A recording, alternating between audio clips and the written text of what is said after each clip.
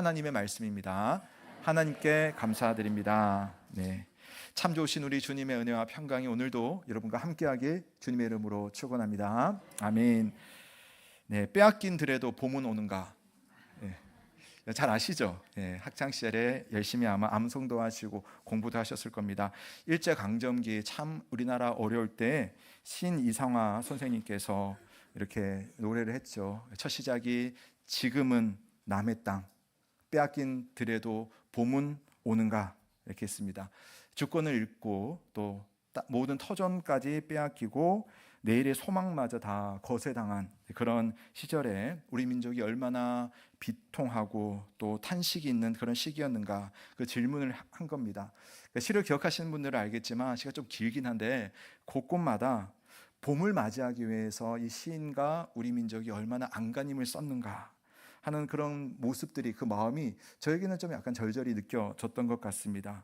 지금은 남의 땅 빼앗긴 들에도 봄은 오는가로 시가 시작하고, 근데 그 시의 마지막은 또 이래요.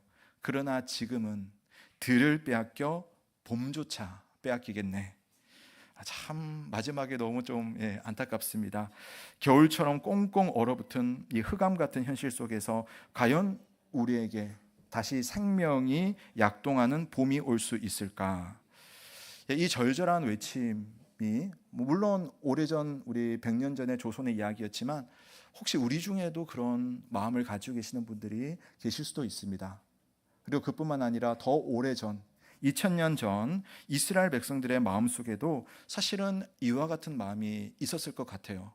오늘 읽었던 말씀의 배경인 이스라엘의 갈릴리라고 하는, 이스라엘의 북쪽 지방 갈릴리라고 하는 곳의 상황도 크게 다르지 않았습니다. 정치적으로는 로마 제국이 때때로 아주 무자비하게 압제를 했었고, 또 영적으로는 하나님을 정말 바르게 믿지 못하는 가운데서 종교 지도자들이 있지만은 바른 믿음을 함께 나누지 못했던 그런 외면당하고 소외되었던 땅이 북쪽 갈릴리 땅이었습니다. 그러니까 소망이라고는 도저히 볼 수가 없었던 그 빼앗긴 들과 같았던 이 갈릴리를 향해서 오늘 성경 제가 읽었던 이 말씀에는 이런 의미가 있는 것 같아요. 봄이 왔다. 봄이 왔다고 가슴 벅찬 기쁜 소식을 선포하고 있습니다. 왜냐? 바로 그곳에 예수님이 오셨기 때문입니다. 예수 그리스도께서 참된 생명과 평화의 주인이 되셔서 그 갈릴리 땅, 그 사람들이 잘 외면하기 쉬웠던 그 땅에 주님 오늘 오신 겁니다. 그래서 오늘 말씀을 통해서 사망의 그늘에 갇힌 우리 인생의 겨울에 어떻게 하나님의 봄이 시작되는가, 그리고 그 위대한 봄의 소식이 어떻게 전해지는가에 대해서 함께 생각을 해보려고 합니다. 우선 오늘 나오는 지명 중에 가버나움이라는 곳이 나와요. 그래서 가버나움의 봄의 햇살이 지금 비춰지고 있는데요. 예수님의 공적으로 활동하시는 그 생애의 사역은 어찌 보면은 이렇게 해야 된다라고 싶은 그런 방식과 그런 장소를 예수님은 참 피해서 잘 택하지 않는 것을 볼 수가 있습니다. 특별히 우리가 지난 시간까지 예수님이 이제 본격적으로 활동하시기 위해서 준비를 하셨잖아요. 세례도 받고 또 마귀와 싸워가지고 승리도 하고 이제는 본격적으로 세상에 쫙 나오면 되는 겁니다. 그렇다면 아마도 이스라엘에서 가장 중심이고 종교적으로도 하나님의 아들로서 가야 되는 곳이라고 꼽는다면 1순위가 예루살렘일 거예요. 근데 예수님은 갈릴리 나사렛으로 가셨다가 또 가버나움이라는 곳으로 넘어가시는 그런 장면을 우리가 오늘 볼 수가 있었어요. 오늘 보면 12절과 13절을 보시면 예수님께서는 본인에게 세례를 주었던 세례 요한이 잡혔다는 소식을 듣고 거기에 같이 있었던 그곳에 머물러 있지 않고 갈릴리 위로 쭉 올라가십니다. 올라가셔서 고향인 나사렛으로 돌아가시죠. 근데 그것을 오늘 성경에서는 물러나셨다라는 표현이 되어 있습니다. 그렇게 물러가셨다가 다시 갈릴리 호수의 북서쪽에 있는, 바로 갈릴리 호수에 붙어 있는 가버나움이라고 하는 곳으로 거처를 옮기게 됩니다. 지도 한번 보여주세요. 자, 위쪽에 이제 파란 곳이 이제 호수입니다. 갈릴리 호수고 성경은 갈릴리 바다라고도 표현합니다. 그래서 원래 예수님의 고향인 나사렛 보이시죠? 그 나사렛은 호수로부터 좀 떨어져 있어요. 좀 약간 더 외진 곳이고 사람들이 많지 않은 곳입니다. 거기로 물러가셨다가, 원래 저 아래쪽에 있다가 물러가셨다가 다시 그 위쪽으로 호수에 가장 가까운 가버나움 지역, 거기는 사람들이 많았어요. 그리고 로마 군대가 주둔하고 있었고 또 그런 여러 가지 행정기관들이 있었습니다. 그래서 나중에 보면 이 성경을 기록한 사람이 마태잖아요. 마태가 그 세무 공무원이었거든요. 세무 공무원을 저 가버나움에서 만나게 됩니다. 그러니까 그런 곳으로 이제 가시는 겁니다. 어찌 보면 우리가 볼 때는 물러나셨다라는 표현으로 번역되었기 때문에 예수님이 도망가신 거 아닌가? 왜냐하면 요한이 잡혔으니까 그렇게도 뭐 보지 않을 이유는 없겠지만, 그러나 그조차도 주님은 오히려 더 힘든 곳, 어려운 곳을 찾아가신 것을 우리는 오늘 본문이 말씀하는 것을 좀 느낄 수가 있어야 돼요. 그리고 마태는 이 장면을 소개하면서 이건 그냥 가신 것이 아니다. 마태복음이 계속 말했던 것처럼 하나님의 뜻이 이루어지는 과정이다, 이렇게 말을 합니다. 14, 16절을 보세요. 이는 선지자 이사야를 통하여서 하신 말씀을 이루려 하심이라 일러스되. 그 땅이 예전에는 스불론 그 다음에 납달리 지파가 있었던 땅이거든요. 그래서 스불론 땅과 납달리 땅과 요단강 저편 해변 길과 이방의 갈릴리여, 흑암에 앉은 백성이 큰 빛을 보았고 사망의 땅과 그늘에 앉은 자들에게 빛이 비추었도다 하였느니라 라고 하는 예언이 예수님이 가버나움에 가신 사건을 통하여서 성취되었다, 그 말을 하는 겁니다. 근데 여러분, 예수님께서 이 가버나움을 중심으로 왔다 갔다 하면서 모든 일을 하시게 되는데요, 이 가버나움과 그 주변 갈릴리 지역은 사실 이들에게는 역사적으로 아주 깊은 상처와 아주 서글픈 눈물이 서려 있는 땅이 바로 이곳이었어요. 그러니까 역사를 한번 말씀드리면은 예수님이 태어나시기 전 733년경에 저 멀리 아수르라고 하는 그 아주 포악한 민족이 이스라엘에 쳐들어와 가지고 점령을 해버립니다. 근데 이스라엘 땅에서 제일 북쪽이 이 갈릴리 쪽이고 그 중에 또 가브나움이 위에 있었잖아요. 그러니까 이 포악한 군대가 쳐들어와 가지고 제일 먼저 맞닥뜨리고 정복하고 백성들을 유린했던 땅이 가브나움이었습니다. 그리고 그곳에 있는 사람들을 죽이기도 하고 잡아가기도 하고 또 그 사이에 또 다른 이방 민족들을 거기다 심어가지고 백성들을 이렇게 민족적으로, 문화적으로, 종교적으로 혼합시켜버리는 그런 사건이 예수님 태어나기 733년 전에 일어났던 겁니다. 그래서 보통 저 남쪽에 있는 유대인들은 갈릴리 지역에 있는 사람들, 특별히 가버나움에는 인구가 좀 많은데 그쪽 사람들을 좀 좋게 안 봤어요. 저 잡것들이라고, 율법도 모르고 혼혈로 이렇게 존재하는 그런 사람들이라고 조롱하고 멸시하는 감정들이 내면 속에 남아 있었습니다. 그리고 성경도 보니까 이방의 갈릴리다. 사실 이스라엘 땅인데 이방의 갈릴리다. 왜냐하면 이방인들이 왔다 갔다 하기에 좋은 그런 위치에 있었고 실제로 역사적으로도 얼마나 많은 침략을 받았고 그 속에 있는 사람들이 얼마나 많은 괴롭힘을 당했는지 알 수가 있습니다. 그러면서 이방인의 관습과 종교들까지도 가버나움에 싹 들어와 있기 때문에 사실 어찌 보면은 하나님과의 어떤 그런 아주 긴밀하고도 순수한 관계를 가지기가 쉽지 않은 곳이 바로 가버나움이었습니다. 그래서 어찌 보면은 사망의 그늘이 흑암 가운데 살고 있는, 하나님의 은혜를 누리기가 어찌 보면 참 쉽지 않은 그런 얼어붙은 땅이 바로 이 가버나움 갈릴리 지역이다라고 할 수가 있겠습니다. 그런데요, 복음의 신비는 바로 여기서부터 시작이 되는 겁니다. 세상의 구원자로 오신 큰 빛이신 예수 그리스도께서는 스스로 의롭다 여기는 사람들이 잔뜩 모여있는 예루살렘에 먼저 찾아가시지 않고 바로 이 멸시받던 가버나움의 해변가를 자기 사역의 거점으로 삼습니다. 자, 16절 말씀 우리 한번 다시 같이 한번 읽어볼게요. 16절 시작.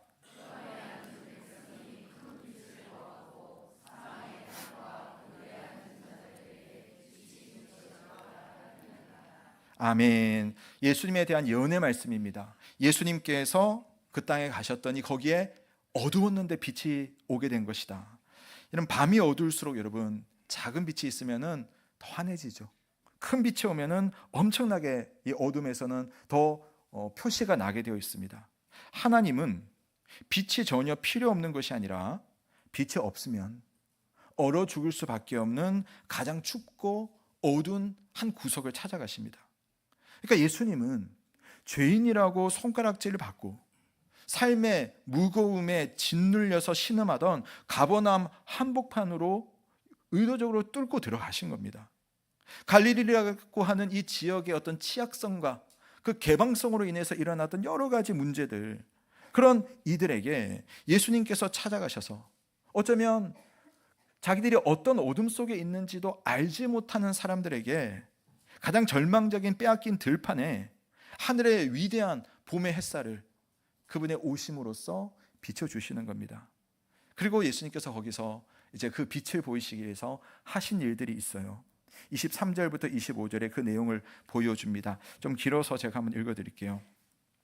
예수께서 온 갈릴리에 두루 다니사 그들의 회당에서 가르치시며 천국의 복음을 전파하시며 백성들의 모든 병과 모든 약한 것을 고치시니 그의 소문이 온 수리아에 퍼진지라. 사람들이 모든 앓는 자 곧 각종 병에 걸려서 고통당하는 자, 귀신 들린 자, 간질하는 자, 중풍병자들을 데려오니 그들을 고치시더라. 갈릴리와 데가볼리와 예루살렘과 유대와 요단강 건너편에서 수많은 무리가 따르니라. 아멘. 여러분, 겉으로 봤을 때는 하나님의 은혜가 임할 수 없을 것 같은 바로 그 흑암의 땅에 봄의 햇살로 임하신 예수님은 이제 즉시 생명을 일깨우는 사역을 시작하는 겁니다. 사람들을 흔들어 깨워가지고. 그래서 17절에서는 주님께서 회개하라 천국이 가까이 왔느니라 라고 대담하게 선포를 하세요. 이 선포는 내가 너를 정죄하겠다, 심판하겠다는 위협이 아닙니다. 보통은 여러분 이런 말을 할 때는 좀 이렇게 겁을 주는 거일 수 있겠지만 예수님은 그 반대로 이제는 달라졌다. 사탄의 지배 아래 억눌려 지내던 너희들의 인생의 그 혹독한 겨울 이제 다 끝났다. 하나님이 친히 다스리는 생명의 봄이 여기 도착했다 라고 하는 주님의 음성이 그 스불론과 납달리 땅이었던 이 가버나움에서 울려 퍼지기 시작했고 해방의 메시지가 들렸습니다. 즉 얼어붙은 영혼을 향해서 녹여주는 봄빛이 임하게 됩니다.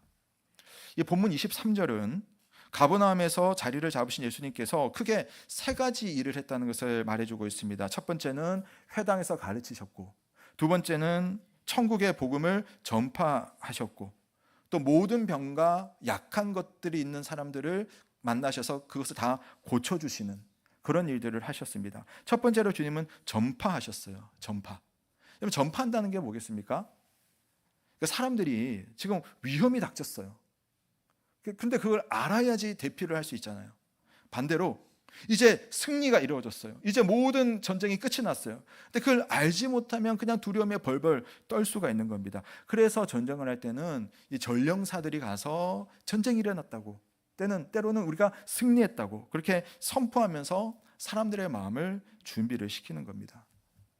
예수님께서 이 땅에 오심으로써 하나님의 나라가 임하고 그 하나님의 나라를 가지고 오신 그분을 믿는 자마다 영혼의 자유와 인생의 봄이 오게 되는데 사람들이 그걸 알 수가 없는 겁니다. 주님은 그걸 들으라고 하는 거죠. 들어야지 알 수가 있는 겁니다. 그래서 복음을 전파하셨습니다. 두 번째로 주님은 가르치셨어요. 가르쳐서 우리가 어떻게 살 것인가, 나름대로 우리 인생의 경험 속에서 나름대로 종교적인 그런 노력 속에서 이렇게 하고 저렇게 하고 생각은 했지만, 그러나 그 당시 유대인들은 잘못된 율법주의와 잘못된 교훈 가운데서 그들의 믿음이 많이 흔들리고 있었어요. 그래서 예수님은 사람들이 많이 모이는 회당에 들어가서, 실제로 회당이 지금 유적이 남아있어요. 사진 한번 보여주시면, 이런 회당에 들어가셔서 많은 사람들 앞에서 오해를 풀어주고 하나님의 참된 뜻을 그들의 지성에 심어주면서 영혼을 깨우는 겁니다. 즉 여러분, 교회가 하는 일이 무엇입니까? 교회가 이런 주님의 말씀 자체를 가르치면서 우리의 영혼이 갈 길을 알려주는 거죠. 세 번째로 주님은 입술에만 머물지 않고 능력이 되어서 고치시는 사역을 하셨습니다. 24절을 보면 주님의 소문이 쫙 퍼지게 되는데 그때부터 각종 병 걸린 사람들이 정말 병마다 다 와서 병 고침을 받아요. 심지어는 귀신 들린 사람들까지 옵니다. 마음이 상한 사람들까지 옵니다. 이게 다 뭐겠습니까? 살면서 자기 인생을 제대로 힘을 내어서 살기가 어려운 모든 사람들이 주님을 만났을 때에 고침을 받는다는 거죠. 사람들은 잘 몰랐어요. 주님이 오셔서 선포하시고 가르치고 나를 만나라고 하는 그 순간이 올 때까지는 그들이 고침받을 수 있다는 것을, 그 얼어붙은 인생이 봄처럼 녹아질 수 있다는 사실을 잘 몰랐습니다. 예수님께서 오셔서 이제는 너희를 붙들었던 그 사탄의 나라가 결박당해서 무너지고 하나님의 통치가 가져오는 새로운 세상이 열려질 수 있다고, 영원한 나라가 우리에게 임하였다는 그 강력한 승리를 주님께서 선포하시기 전에는 그들은 잘 몰랐습니다. 주님은 이미 사탄으로부터 시험을 승리하지 않았습니까? 그래서 주님이 손을 대시는 곳마다 사망의 그림자는 물러가고 생명의 박동이 고동치기 시작합니다. 주님을 만난 사람들마다 영혼의 그 얼음장이 다 깨어집니다. 새순이 돋아나는 위대한 영적인 봄이 사람들마다 찾아오게 됩니다. 자, 이 장면이 여러분, 저기 마태복음 뒤쪽 9장에 가면 아주 거의 비슷한 구절이 나와요. 거기에 보면 이렇게 되어 있어요. 예수께서 모든 도시와 마을에 두루 다니사 그들의 회당에서 가르치시며 천국 복음을 전파하시며 모든 병과 모든 약한 것을 고치시니라. 똑같은 말씀이죠, 그렇죠? 그런데 우리 4장에는 사실 표현되어 있지 않지만 같은 내용입니다만은 이 9장에서는 36절에 왜 그랬는지가 표현되어 있어요. 왜 그랬는가? 우리 한번 36절 넘겨주세요. 같이 읽어볼게요. 시작.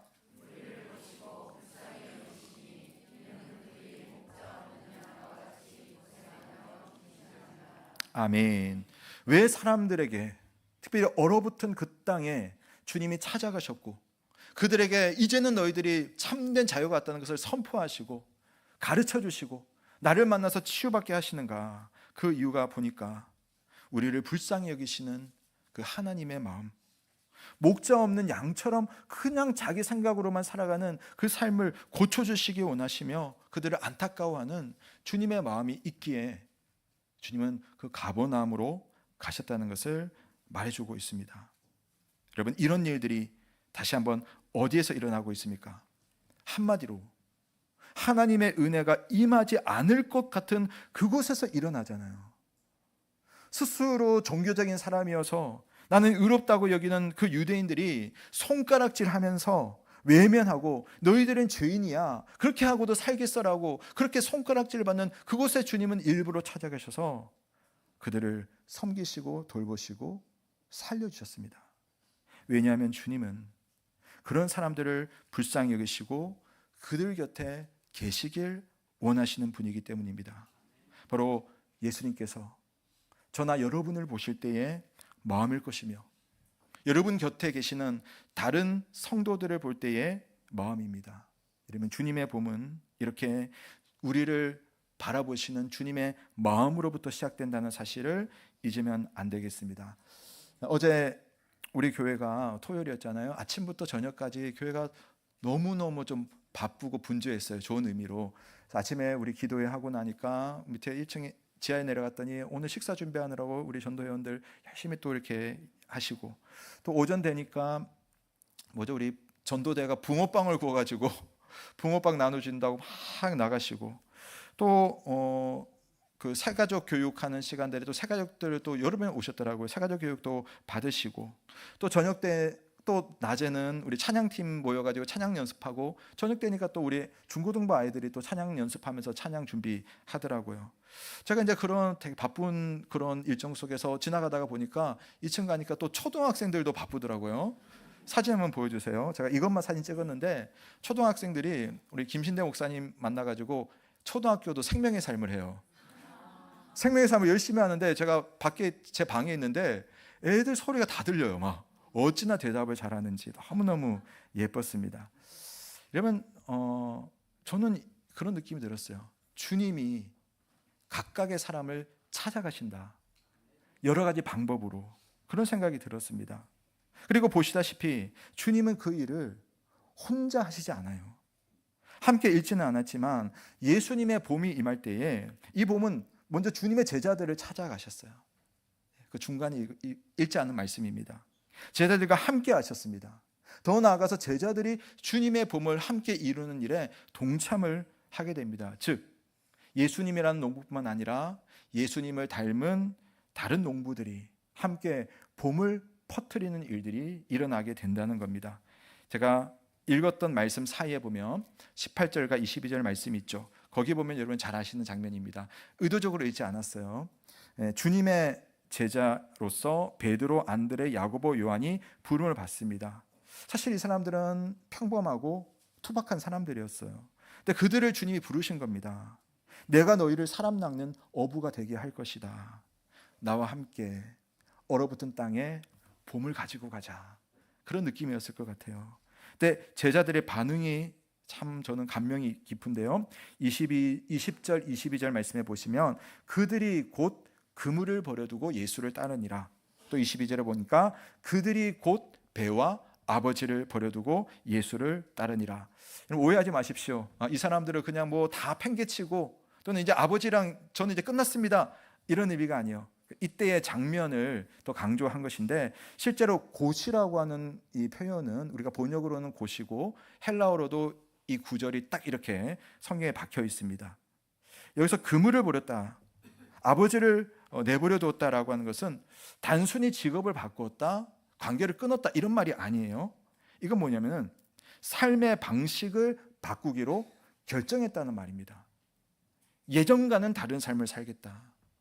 다른 사람들은 다 이렇게 살아왔고 이런 경험을 따라서 그 경험에 맞춰서 감정이 가는 대로 살았다면, 이제부터 우리는 삶의 목적에 대해서, 사고 방식에 대해서, 남을 대하는 태도에 대해서, 먹고 사는 그 모든 것까지 일단 주님께 맡기고 한번 살아보겠다. 곧 버려두고 예수를 따르니라. 그는 그렇게 했습니다. 이들이 어떻게 이토록 단호하고 즉각적인 반응을 할 수가 있었을까요? 이 사람들이 뭐 무모해서 그랬을까요? 아니, 그렇지 않습니다. 그 사람도 우리들처럼 치열하게 자기 인생을 살아가는 한 사람 한 명의 생활인이었거든요. 그런데 그들이 그렇게 할 수 있었던 이유는 압도적인 은혜를 보았기 때문이에요.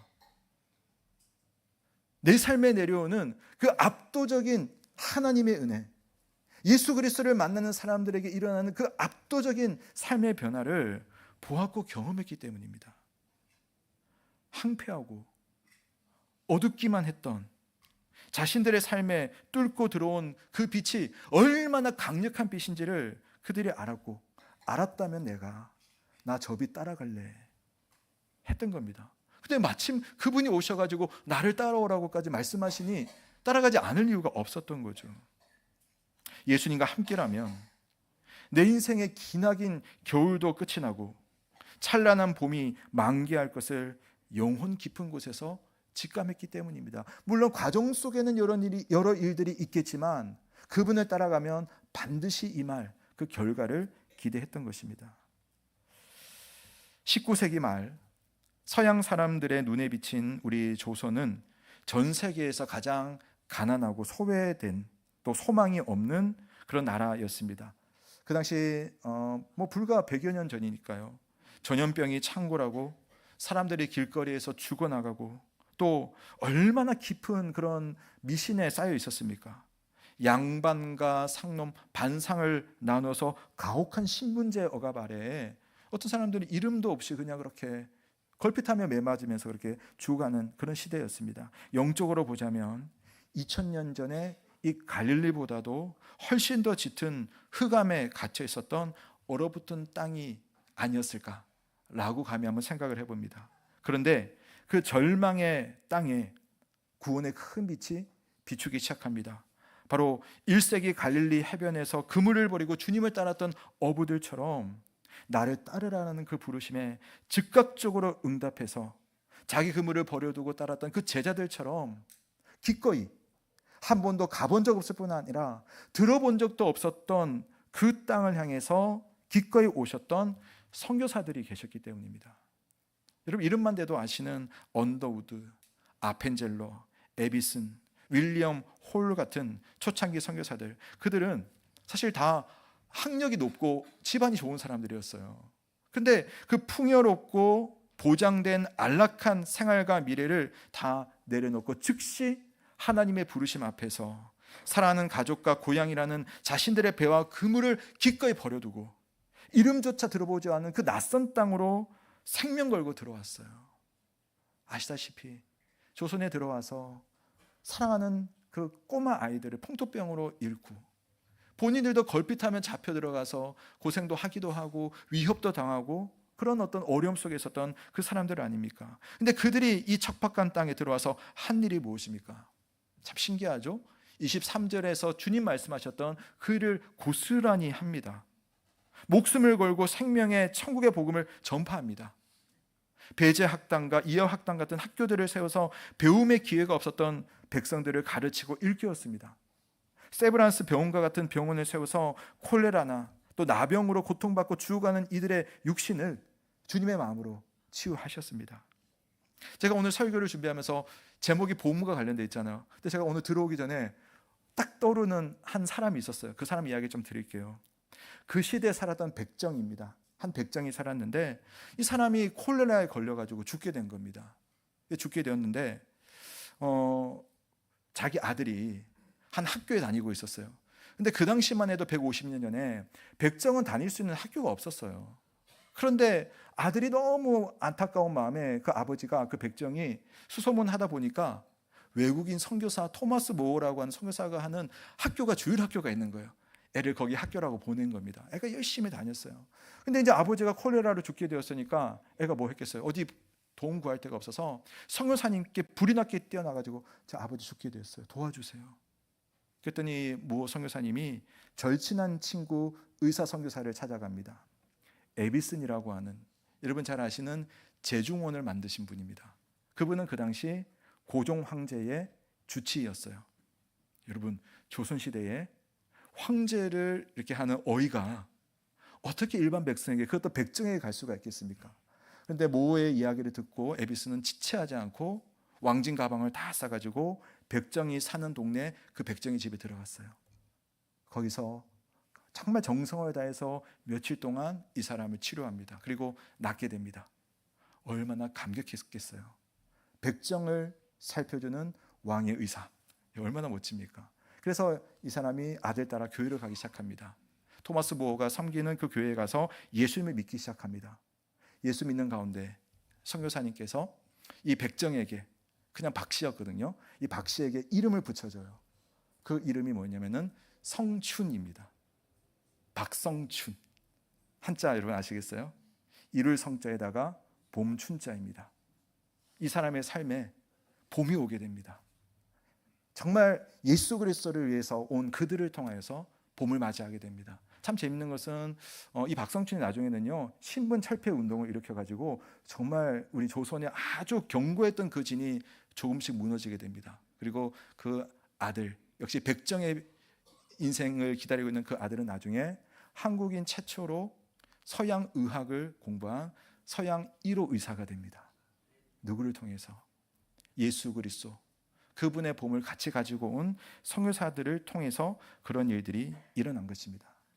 우리 민족의 빼앗긴 영적인 빼앗김이 있는 그 들에도 찬란한 생명의 봄이 이처럼 찾아올 수 있었던 유일한 이유는 주님의 부르심에 순종해서 기꺼이 복음의 마중물이 된 그 사람들, 봄의 통로가 되어서 사람을 낚는 어부가 되기를 기꺼이 자처했던 그분들의 헌신 때문이었습니다. 빼앗긴 들에도 봄이 오나니, 과거 흑암에 앉아있던 우리 민족이 이 큰 빛을 보았듯이 여러분 지금의 우리들 역시 주님의 은혜로 살아가는 사람들 아닙니까?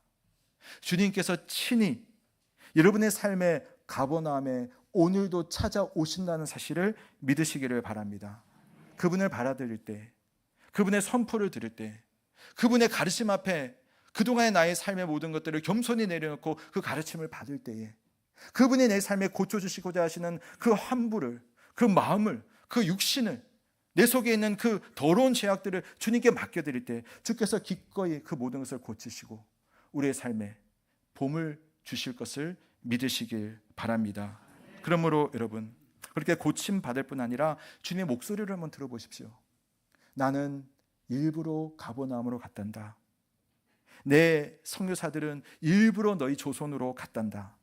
그렇다면 오늘 너는 누구에게 가서 누구의 봄이 되어줄 수 있겠니? 여러분 신앙생활은요, 여러분 결국 남을 살리는 일이에요. 남을 살리는 일. 주님의 부름을 받음으로 내가 살아난 것처럼 우리는 남을 살리는 봄의 삶을 사는 것입니다. 남을 살려야 되는 우리들이 지금 여러분 누구를 살리고 있습니까? 혹시 남을 죽이고 있지 않습니까? 혹시 내 영혼을 죽음 가운데 그냥 내버려 두고 있지는 않으십니까? 여러분을 살리시기 원하시고 여러분을 살리자고 이 땅에 교회를 주신 그 주님의 마음을 생각하며 주님, 나도 누군가를 살리는 봄의 자리에 나아가게 하여 주옵소서. 그런 마음이 함께 있으면 좋겠습니다. 설교를 시작하면서 제가 이상하 시인의 탄식을 이렇게 시작했는데요. 빼앗긴 들에도 봄은 오는가. 그 시의 끝도 참 어찌 보면은 절박하다고 말씀드렸지 않습니까? 그런데 이 시를 읽어보면요, 그럼에도 불구하고 그 중간중간이 참 너무너무 좋습니다. 질병으로, 물질의 궁핍으로, 깨어진 관계로 인해서 내 인생이 다시 봄이 오지 않을 것 같은 그런 낙심이 되는 그 순간이 계속 처음부터 끝까지 되고 있지만, 그 시에 이런 대목이 우리의 마음속에 오늘 말씀과 함께 연관이 되는 것 같아요. 그 시에 이런 대목, 제가 참 좋아하는 대목인데 이런 고백이 있습니다. 내 손에 호미를 쥐어다오. 살찐 젖가슴과 같은 부드러운 이 흙을 발목이 시리도록 밟아도 보고 좋은 땀조차 흘리고 싶다. 여러분, 당장 우리 눈에는 봄이 안 보일 수 있습니다. 사실 지금도 오시는데 되게 우중충하셨죠. 근데 여러분, 봄이 왔어요, 안 왔어요? 왔어요.